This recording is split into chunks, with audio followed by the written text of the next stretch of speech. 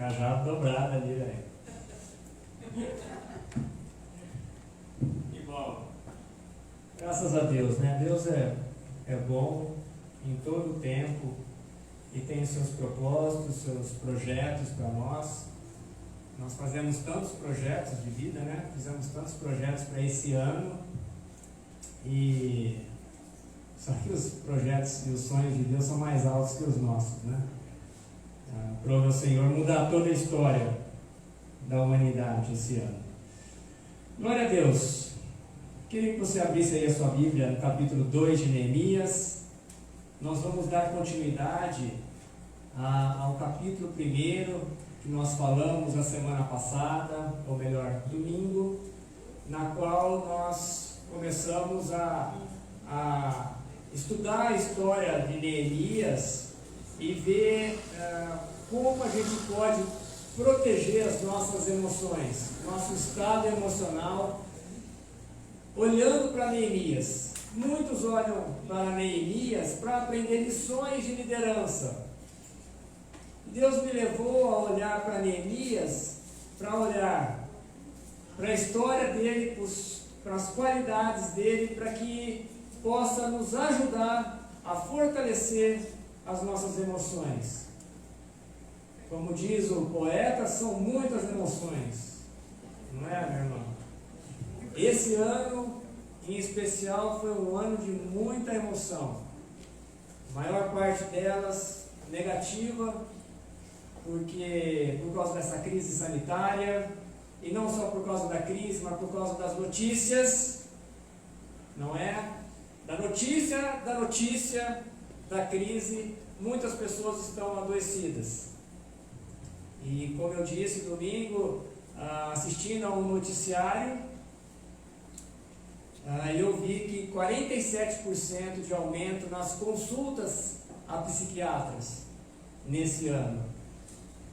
Então eu falei, nós precisamos tratar o nosso emocional, porque às vezes o emocional ele vem numa sequência de resultados, de notícias ruins, e isso vai agregando, como eu disse, vai entulhando os nossos poços, vai entulhando as nossas emoções, e uma hora acaba, então o corpo acaba respondendo pelas nossas emoções, que são as doenças psicossomáticas, ou as doenças também mentais que acabam aparecendo. Então nós falamos domingo passado da notícia ruim que Neemias recebeu a respeito dos seus compatriotas em Jerusalém, ele que estava na Babilônia, no cativeiro, era copeiro do rei, era um funcionário público, era um servidor do rei, era aquele que experimentava a bebida do rei, era uma pessoa de confiança do rei.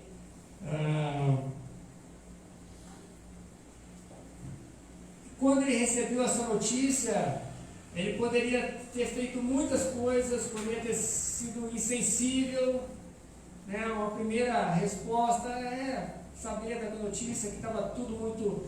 os muros estavam caídos, cheios de brechas, as portas queimadas da cidade, então aquela cidade estava vulnerável aos ataques do inimigo, e com isso eu comecei a pensar também, estudando como é que andam as nossas proteções das nossas emoções, como que nós temos protegido o nosso estado emocional desse monte de notícia ruim, do luto também, não é? E das outras cargas negativas que já vêm se arrastando nos nossos relacionamentos, de anos talvez. E então nós vimos que Neemias teve uma resposta humana. Ele se assentou e chorou. Ele chorou. Ele não segurou as suas emoções, não quis dar uma de fortão, de super crente. Ele chorou. Ele foi muito humano, e a Bíblia mostra isso, a humanidade dele em se abater com aquela notícia ruim. Mas nós vimos também que o choro dele não foi um choro para depressão, um choro de deixá-lo a uma situação de paralisia, por causa do seu relacionamento com Deus. A palavra diz que ele chorou, se assentou, lamentou e chorou, e em seguida dirigiu-se em oração a Deus. Começou a orar, começou a falar com Deus. Então nós vemos já a forma que Neemias se protegeu de uma notícia ruim. Ele teve uma expressão humana, mas em seguida ele se ligou ao Deus transcendente e imanente, ao Deus que ele sabia que estava ali ouvindo as suas orações e que iria responder de alguma forma às suas orações. E a gente viu também, como forma de proteção para nós, a empatia que ele teve em se condoer pelos seus irmãos judeus que estavam lá de forma vulnerável. Então, quer dizer, a empatia, quando nós também olhamos a dor do outro, nós começamos a ver que não existe só o nosso mundinho, só nós que somos vítimas. Existem pessoas também que estão sofrendo, que estão talvez muito pior que as nossas condições emocionais, espirituais, financeiras. Então ele teve empatia, ele começou a orar em favor daquelas pessoas a Deus. E também nós falamos no domingo passado do propósito que ele chamou para si, que ele avocou com aquela notícia. Quando ele orou, ele já estava querendo, na verdade, estar lá para fazer alguma coisa em favor daquele povo. Quer dizer, ele já estava na cabeça dele orando e desenvolvendo uma estratégia, e nós vamos ver isso um pouco agora no capítulo 2, de estar lá, de sair só da oração, como dizia Calvino, orare et labutare, orem e trabalhem, orar e trabalhar. Ele já viu que ele estava disposto não só a ficar na expectativa da sua oração, mas para se proteger também daquela situação que ele estava, com aquela notícia ruim, com aquele algo negativo sobre os seus irmãos judeus, mas ele já queria estar lá no campo, ele já queria botar a mão na massa. Então, eu encerrei no domingo dizendo que nós precisamos nos engajar em trabalhos voluntários, como disse a doutora Rosana Alves, ativam a oração, trabalhos voluntários ativam o nosso sistema de recompensa do cérebro, e isso libera os hormônios do bem-estar, a endorfina e a dopamina. São neurotransmissores que vão trabalhando no nosso cérebro e nos dão aquela sensação de bem-estar, de alegria, de felicidade. Então é importante, eu frisei ali, de nós aproveitarmos as oportunidades que a igreja oferece para você.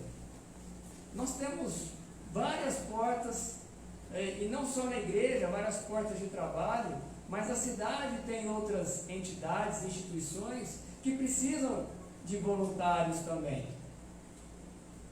Então que fique essa introdução também para que você possa começar a trabalhar isso na sua vida. E eu também convido você a poder visitar o nosso Face e assistir então toda a pregação. Vamos lá, capítulo 2 de Neemias, a partir do verso 1. Neemias 2. No mês de Nissan, no ano 20º do rei, Altaxerxes, uma vez posto o vinho diante dele, e eu o tomei para oferecer e lhe dei. Ora, eu nunca antes estivera triste diante dele. O rei me disse: por que está triste o teu rosto, se não estás doente? Tem de ser tristeza do coração. Então temi sobremaneira, e lhes respondi: viva o rei para sempre, como não me estaria triste o rosto, se a cidade onde estão os sepulcros de meus pais está assolada e tem portas consumidas pelo fogo. Disse-me o rei: que me pedes agora? Então orei ao Deus dos céus e disse ao rei: se é do agrado do rei, e se o teu servo acha mercê em tua presença, peço-te que me envies ajudar a cidade dos sepulcros de meus pais, para que eu a reedifique. Então o rei, estando a rainha sentada junto dele, me disse: quando durará a tua ausência? Quando voltarás? Aprove ao rei enviar-me, e marquei certo prazo. E ainda disse ao rei: se o rei parece bem, deem-se-me cartas para os governadores da além do Eufrates, para que me permitam passar e entrar em Judá, como também carta para Asaf, guarda das matas do rei, para que me dê madeira para as vigas das portas da cidade do templo, para os muros da cidade e para a casa em que me deverei alojar-me. E o rei mas deu, porque a boa mão do meu Deus era comigo. Então fui aos governadores da além do Eufrates e lhes entreguei as cartas do rei. Ora, o rei tinha enviado comigo oficiais do exército e cavaleiros. Disto ficaram sabendo Sambalate, o Horonita, e Tobias, o servo amonita, e muito lhes desagradou que alguém viesse a procurar o bem dos filhos de Israel. Cheguei a Jerusalém, onde estive 3 dias. Então, à noite, me levantei, e uns poucos homens comigo. Não declarei a ninguém o que meu Deus me pusera no coração para eu fazer em Jerusalém.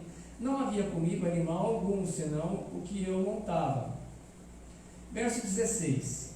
Não sabiam os magistrados aonde eu fora, nem o que fazia, pois até aqui não havia eu declarado coisa alguma, nem aos judeus, nem aos sacerdotes, nem aos nobres, nem aos magistrados, nem aos mais que fazia a obra. Então lhes disse: estáis vendo a miséria em que estamos, Jerusalém assolada e as suas portas queimadas? Vinde, pois, reedifiquemos os muros de Jerusalém e deixemos de ser opróbrio. E lhes declarei como a boa mão do meu Deus estivera comigo, e também as palavras que o rei me falara. Então disseram: disponhamo-nos e edifiquemos, e fortalecemos as mãos para a boa obra. Porém, Sambalate, o Horonita, e Tobias, e Gesem, o arábio, quando o souberam, zombaram de nós, e nos desprezaram e disseram: que é isso que fazeis? Quereis rebelar-vos contra o rei? Então lhes respondi: o Deus do céu é quem nos dará bom êxito. Nós, seus servos, nos disporemos e reedificaremos. Vós, todavia, não tendes parte, nem direito, nem memorial em Jerusalém. Amém? Até aí. Muito bem, queridos. Algumas breves lições também que Neemias tem para nos dar, para nós podermos, então, proteger o nosso sistema emocional, ou curarmos, ou começar um processo de cura com as lições de Neemias. Primeiro a gente vê, com base no capítulo 1, que Neemias estava orando. E com certeza, nas suas orações, que foram ali, talvez dias, a Bíblia não é exata nisso, ele já estava assim, como que planejando na sua cabeça tudo que ele queria fazer lá em Jerusalém, se ele estivesse lá. Mas aí, passaram-se os dias, ele estava na presença do rei, e o rei percebeu algo estranho nele. Né? Como que é que ele diz aqui no versículo 2? O rei disse: tem de ser tristeza do coração. tem de ser tristeza do coração. Ele não estava bem na sua humanidade, era uma notícia triste que ele estava ainda trabalhando aquela notícia no coração dele. E isso acaba revelando no nosso semblante. O rei, na sua sensibilidade, e com certeza deveria ser um servo estimado, né? É outro exemplo para nós, né? De sermos estimados por aqueles que nos dirigem, aquele que nos tem autoridade sobre nós. Isso é muito importante, a gente ter essa noção. O rei notou. O rei notou. E isso foi toda uma preparação de Deus, a gente sabe, conhecendo a história pronta. Mas o que me chama a atenção é que Neemias, e a palavra não nos diz, ele não saiu falando isso para todas as pessoas. Ele procurou se abrir o seu coração com alguém que ele tinha confiança. E isso é muito importante, porque muitos de nós somos comunicativos. Gostamos de falar, alguns mais extrovertidos, mais falantes, outros menos. Mas quando a questão é falar de nós nos abrimos com muita facilidade. Não é assim mesmo? Isso não acontece? A gente nem conhece direito a pessoa, a gente já está contando toda a nossa vida para as pessoas. E isso a gente acaba abrindo portas, né? Brechas imensas, por causa dessa nossa facilidade em comunicar, em querer expor os nossos sentimentos a qualquer pessoa. E isso nós podemos aprender muito bem com Neemias. Ele abriu seu coração, aquilo que o estava afligindo na sua humanidade, abriu seu coração com a pessoa certa, no momento oportuno, no momento certo. Então nós precisamos ter muito essa sensibilidade, nos policiar até, para saber com quem que a gente vai desabafar, com quem que a gente vai conversar sobre os nossos problemas pessoais. Somos muito ingênuos, muito de boa fé. E às vezes até as pessoas que a gente vai falar, também nessa ingenuidade e boa fé, vai falar para fulano: olha, ciclano me disse isso, ora por ele, ora por ela. Quer dizer, na boa fé, foi lá pedir oração pela pessoa, a pessoa pede para outro, quando for ver, todo mundo já está sabendo da sua situação. Não é mesmo? Então nós devemos ter muito cuidado com isso, gente, muita discrição. Precisamos ter muita sabedoria com quem a gente vai conversar, pedir muito para Deus se realmente é aquela pessoa. Perguntar para as outras pessoas: olha, aquela pessoa, o que você acha dela? Na multidão de conselhos, há o quê? A sabedoria. Então, muito cuidado, irmãos e irmãs, para quem que a gente vai abrir aí o nosso coração, para que a gente não se machuque mais ainda. Discrição. Essa é uma palavra muito pouco usada e também muito pouco aplicada por nós. Temos que ser discretos. Também, uma outra virtude e que também nos protege, ou em contrapartida também nos abre brecha quando nós nos dispomos a fazer alguma coisa, é a falta de planejamento. Nós nos dispomos a fazer alguma coisa na boa vontade, na força, né, do querer, do eu, e acabamos pulando algumas etapas, algumas fases, por falta de um planejamento. E quando eu disse então que Neemias estava orando e já no seu pensamento devia estar pensando, né, tudo que ele faria se Deus o conduzisse até lá. Então, na primeira oportunidade que ele teve de falar para o rei, ele só não desabafou, ele só não contou o problema para o rei, ele começou a pedir as coisas para o rei. Ele tinha acesso ao rei, e ele pediu cartas para o rei, cartas de apresentação, ele já pediu madeira, ele já pediu uma série de coisas que ele ia precisar para reedificar os muros e as portas de Jerusalém. E isso me leva também àquela história contada por Jesus, que está no livro de Lucas, e eu quero ler rapidamente aqui, que são somente 3 versículos, que fala sobre o construtor da torre. Se lembram? Lucas 14, 28 a 30, diz assim: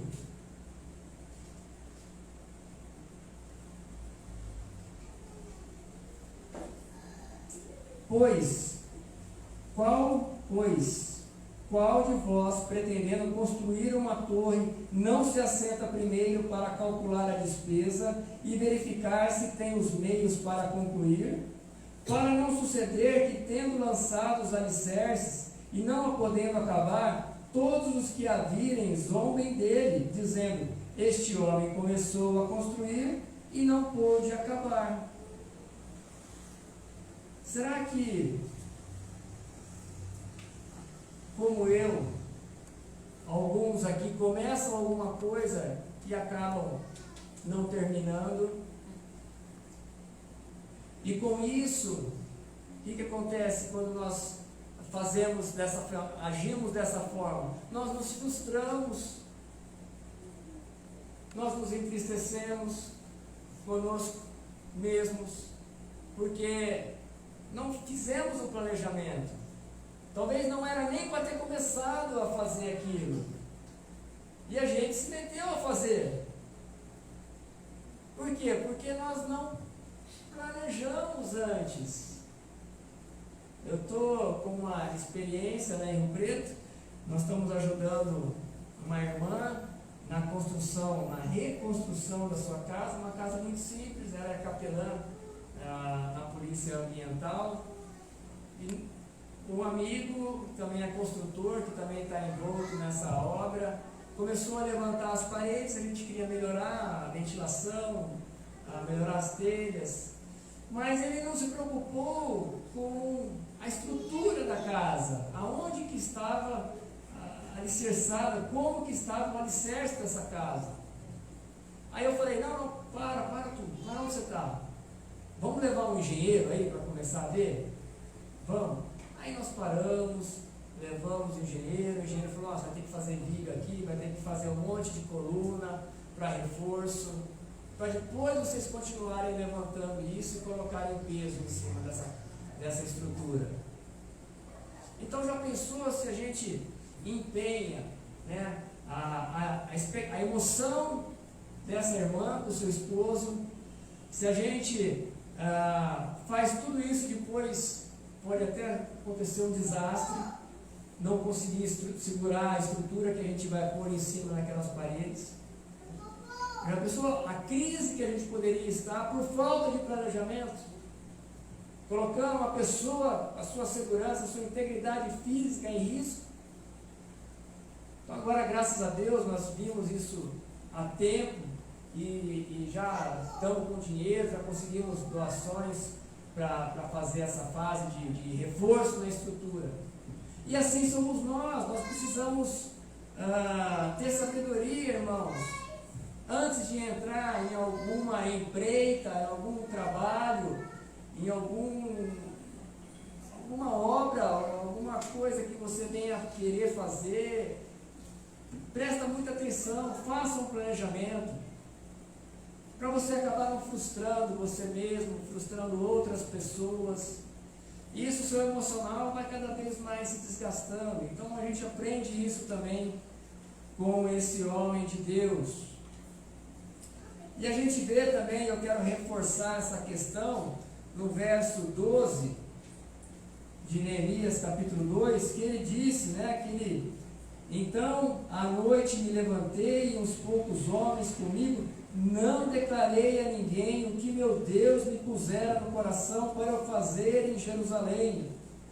Né? Depois no verso 16, não sabiam os magistrados aonde eu fora, nem o que fazia, pois até aqui não havia eu declarado.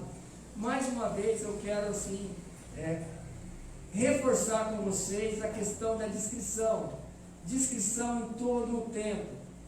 E a gente vê aqui, nessa questão de frustração, até pessoas que sabem, têm essa noção, mulheres, casais que se engravidam, às vezes os casais já tiveram notícia disso e outros são mais conscientes e esperam passar aquele período, que é um período crítico da gestação, de 1 a 3 meses, de 0 a 3 meses, onde há uma boa possibilidade de se perder o bebê.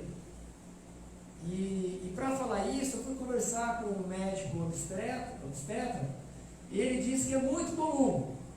É como que se você comprasse uma moto, começasse a andar de moto, Lamin, e de repente você vai ver quantas motos tem no trânsito, porque você está com uma moto.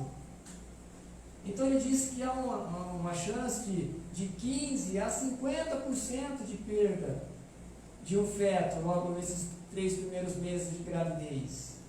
Então daí que ele fala que a importância mesmo de realmente ter uma descrição, não sair anunciando para todas as pessoas, parentes, família, por rede social, porque acaba se frustrando quando acontece uma situação dessa. E nós depois temos que trabalhar o emocional nosso, o emocional das pessoas, porque houve uma frustração. Dentro da soberania de Deus, aprove acontecer isso. Então haverá o tempo certo de comunicar. Haverá o tempo certo, como houve aqui. Neemias, no tempo certo, no versículo 18, ele diz: e lhes declarei como a boa mão de Deus estivera comigo e também as palavras que o rei me falara. Então vai ter o tempo para todas as coisas. Vai ter o tempo de você comunicar tudo o que está acontecendo, as coisas boas que estão acontecendo. Agora, difícil é esse feeling, né, de quando que é esse tempo. Daí que eu acho muito boa essa experiência de Neemias, da sua descrição, e ser muito, muito, muito seletivo para quem você vai abrir o seu coração. Para quem você vai abrir o seu coração. Uma outra forma de proteger as nossas emoções é fazendo a nossa alma se lembrar dos feitos que Deus tem feito na nossa vida. De repente nós nos entristecemos com alguma coisa, mas olha, deixamos de ver quantas coisas boas nos aconteceram, né, nesse ano, talvez nesse mesmo mês de dezembro, quantas notícias boas. Vem notícia ruim, vem, mas olha quantas boas também Deus nos deu. E isso Neemias falou também. Ele testemunhou no versículo 18, quando ele fala: e declarei como a boa mão do meu Deus estivera comigo. Quer dizer, ele falou tudo o que tinha acontecido ali com o rei. Olha, o rei abrir, né, ainda que seja um funcionário de confiança, e a gente às vezes acompanha aí os filmes da Netflix, a Carla gosta dos filmes de época, e a gente acabou de assistir o Rei VIII, né, da Inglaterra, o Rei Henrique VIII da Inglaterra. É muito difícil, mesmo com a rainha, é muito difícil ter acesso ao rei. E Deus permitiu que Neemias tivesse acesso ao rei. Falasse, não só falasse, mas recebesse o favor do rei, e permitir que ele fosse, e ainda suprir todas as suas necessidades. Então, como é importante a gente lembrar de tudo isso que a gente tem recebido das boas mãos de Deus, para proteger as nossas emoções. E a gente vê que isso é bíblico. Isso que os irmãos exercitaram aqui falando, tinha um propósito nisso. A gente chegar nesse ponto e mostrar isso, que nós precisamos fazer a comunidade, as pessoas saberem aquilo que Deus tem feito. Salmo 119, 6 diz: falarei dos teus testemunhos e não me envergonharei. Falarei dos teus testemunhos e não me envergonharei. 1 Crônicas 16, 8 diz: fazei conhecido entre os povos os seus feitos. Isaías 43, 10 diz: vós sois as minhas testemunhas. Então eu tenho certeza que os irmãos que estiveram aqui à frente, por ter falado, daquilo que Deus fez em suas vidas, estão se sentindo assim, aliviados, como a irmã que está no luto, de ter vindo aqui, ter tido a coragem, a ousadia, e de colocar para fora, no momento certo, na hora certa, dizer a sua gratidão por essa igreja. A senhora sai daqui renovada. Eu tenho certeza que vocês estão saindo renovados daqui nessa noite, por ter compartilhado essas boas notícias conosco, daquilo que Deus tem feito através dessa igreja na vida de vocês, e na vida da Glória, na vida da Dona Lúcia, da sua família. Então falem das coisas de Deus, não se envergonhem, em todo tempo e fora de tempo também. Uma outra e última forma de nós nos prepararmos às nossas emoções. Como eu disse, são muitas emoções. E sempre vai ter gente querendo colocar obstáculo para nós. Pode ter certeza. Nós falamos aqui no mês passado, no começo desse mês, que nós estamos em meio a uma luta espiritual, cultural, uma batalha. E o inimigo, ele não quer ter o seu bem-estar físico, mental e espiritual. Ele não quer. E a nossa luta não é contra a carne e o sangue. Aqui pessoas se levantaram, Sanbalate, Tobias, Gesem, se levantaram contra Neemias, contra o propósito de Neemias. Isso vai acontecer, gente. Preparem-se para isso. Nós precisamos aprender a sair da bolha. Muitos aqui pensam que nós vivemos no tempo de paz. Paz, paz. Isso é ilusório, isso é falso, isso é uma falácia. São narrativas. Nós vivemos em tempos de intensas batalhas. Batalhas espirituais. Essa madrugada foi aprovado na Argentina uma lei. Vocês sabem qual lei que foi aprovada? Muito bem, estão antenados. O aborto, assassinato, foi aprovado o assassinato no Congresso da Argentina, aqui do nosso lado. Maioria católica, país de maioria católica, Papa católico. Isso é paz? Saber que o governo, o Estado está autorizando assassinato de bebês. Isso é triste. Isso é muito triste. Isso é luta espiritual. É luta espiritual para que isso não aconteça em nosso país. É luta espiritual e é luta cultural, como eu disse, para que esse mesmo pensamento ideológico não se estabeleça no nosso país, para que o inimigo não use pessoas da mesma forma que Deus usa a mim e usa você. O inimigo usa pessoas também.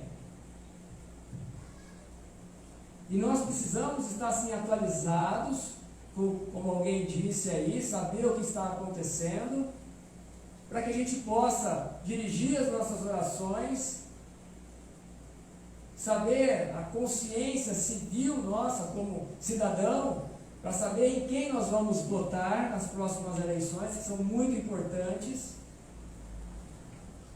para que a gente não possa chorar o leite derramado depois. Precisamos ler, precisamos sair da bolha do noticiário da TV funeral, das TVs funerais. Vocês sabem muito bem quais são as TVs funerais. Se blindem, irmãos, não assistam a esses noticiários. São noticiários malignos. E eu tenho esses dias assistido alguns para ver, para poder, eu já não assisti há muito tempo, para saber como é que estão. E eu tenho visto que eles não falam nada, por exemplo. Aliás, todo jornal fala-se da pandemia. Não tem um momento que não fala da pandemia. Como também não tem um jornal que fale das pessoas curadas, das pessoas que foram restauradas, que é uma notícia boa. Uma notícia que trabalha o seu coração. Poxa, tem um alento aqui, né? Tem gente doente, está aumentando, mas tem gente sendo curada, tem muita gente sendo curada. Então não ouçam esses noticiários, protejam a emoção de vocês. Querem saber de uma fonte? Depois eu posso te informar no privado, você me chama, eu te passo N fontes de notícias, para que você possa conhecer. Então prepare-se, irmão, a oposição vai ter em todo o tempo, no seu trabalho vai ter oposição, na igreja vai ter oposição. Não pense que aqui é um lugar imune ao pecado. Nós somos pecadores. Aqui você vai ter oposição. E pior, que aqui é uma oposição que é fogo amigo. Pior ainda. E nós precisamos trabalhar para que isso tenha o menos possível aqui na nossa comunidade. Para que essa comunidade seja uma comunidade saudável. E nós que estamos nesse propósito de crescimento do Evangelho, crescimento numérico, crescimento de um local maior, para que a gente possa abrigar mais pessoas, de outras obras assistenciais, nós precisamos estar preparados para isso. Então preparem, irmãos, oposição nós vamos ter em todo o tempo.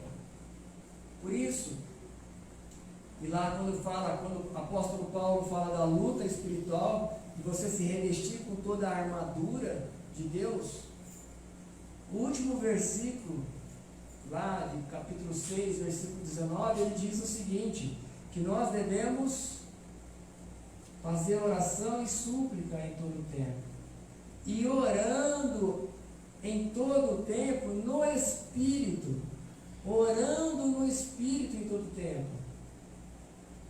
Orem em todo o tempo, irmãos. Estejam assim, em situações de normalidade ou em situações de tensão, orando. Lembram que quando o rei se dirigiu a palavra a Neemias, antes dele falar, o que está registrado aqui? Disse-me o rei, que me pedes agora? Então orei ao Deus do céu. Como que ele orou? Será que ele pediu, o rei, dá licença um pouquinho que eu vou fazer uma oração aqui, antes de responder? No íntimo dele, ele estava orando em espírito. Então orei ao Deus do céu e disse, rei, para. Precisamos orar em espírito, irmãos. Aprender essa prática, essa disciplina de orar em espírito. E para fechar, com chave de ouro, a resposta para esses obstáculos que nós temos e teremos em todo o tempo, enquanto estivermos vivos, é o último versículo, 20. Então lhes respondi, o Deus do céu é quem nos dará bom êxito. Nós, seus servos, nos disporemos e reedificaremos. Vós, todavia, não tendes parte, nem direito, nem memorial algum em Jerusalém. Amém? Está aí a chave da vitória, da luta espiritual. A luta não é contra a carne e o sangue, como eu disse. A luta é você saber quem é você em Cristo Jesus. Qual é a sua posição em Cristo? Qual é a sua identidade em Cristo? Qual é o seu papel na sua família? Qual é o seu papel no seu trabalho? Qual é o seu papel aqui nessa igreja? Qual é o seu papel no lazer? Saiba quem você é em Cristo Jesus. E apresente as suas credenciais quando o inimigo vier trazendo oposição a você, oposição ao seu trabalho, oposição à sua postura cristã, postura de homem e mulher íntegra, pessoa de Deus, filho de Deus. Amém, queridos? Amém. Eu acredito que se nós tomarmos algumas dessas medidas, nós estaremos reedificando, reparando as nossas emoções que foram abaladas muito nesse ano, principalmente por causa da pandemia, do luto que nós tivemos, outras notícias ruins também que vieram. Estaremos nos preparando para 2021 também. Momento de cura, renovo, momento de fortalecimento, momento de novas descobertas, de novas conquistas, momento de crescermos na fé, não é, dona Lúcia? Sempre crescendo, dona Lúcia, sempre crescendo, aprendendo mais, com a nossa professora, que já renovou o contrato para o ano que vem, estará aqui todas as terças-feiras, viu? E essa é uma escola que nunca se forma, fica tranquila, tá? A senhora tem mais uns 40 anos pelo menos aí nessa escola. Tá? Vai ter outros níveis, intermediário, superior, ultra superior. Ali tem capacidade. Amém, queridos? Então que o Espírito Santo de Deus nos fortaleça, e nos proteja, nos ajude a que a gente tenha essas boas iniciativas, boas práticas, para que a gente possa nos proteger o nosso sistema, como eu disse no domingo, nosso sistema de imunidade emocional.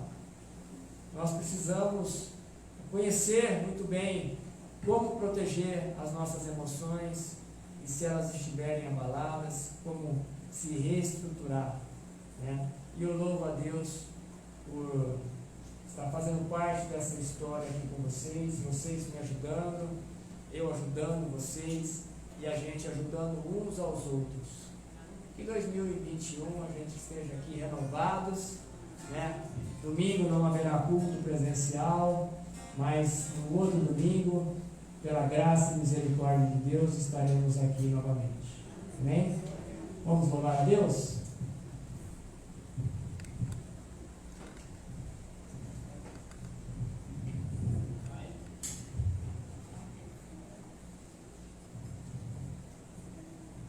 Vamos ficar em pé? Vamos dar tempo, descansar.